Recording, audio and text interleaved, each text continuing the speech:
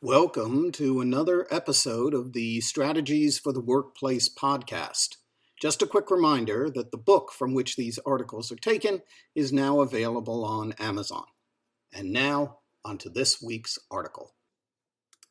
Standards and a network effect. Let's imagine a system containing only two parties who wish to integrate. By integrate, we can mean buy and sell, operate in unison, one provides input to another, and so on. In such a simple world, any definition of the interface between the two parties is fine. Now consider a three-party system, where two of the actors want to play a similar role with regard to the third. For example, one buyer, A, is interested in two vendors, B and C. Or two suppliers want to create the same components for one assembler. We may get a benefit from standardization, for if we can substitute B for C freely, that is a good thing.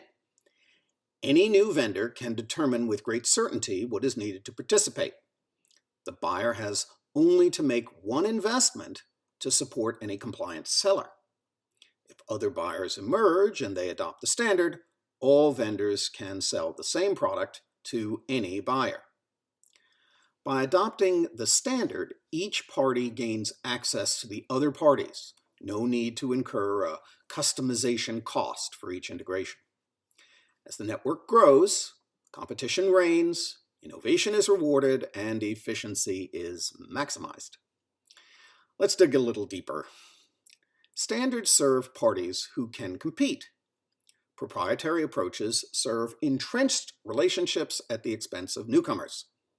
A well-populated market with low barriers to substitution favors innovators and those who are willing to work on slim margins, which is efficient.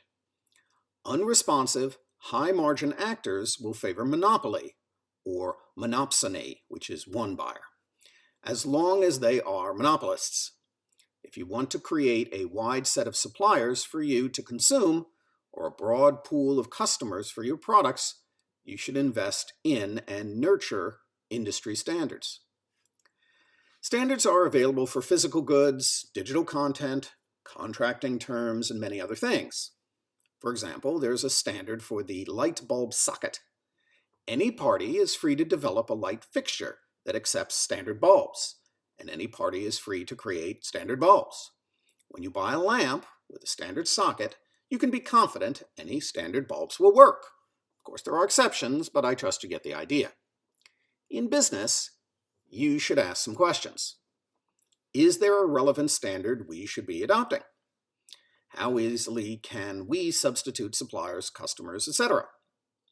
How will our investment in a particular standard grant us access to new markets to benefit from the so-called network effect? Who controls this standard? How can we influence this standard to our advantage?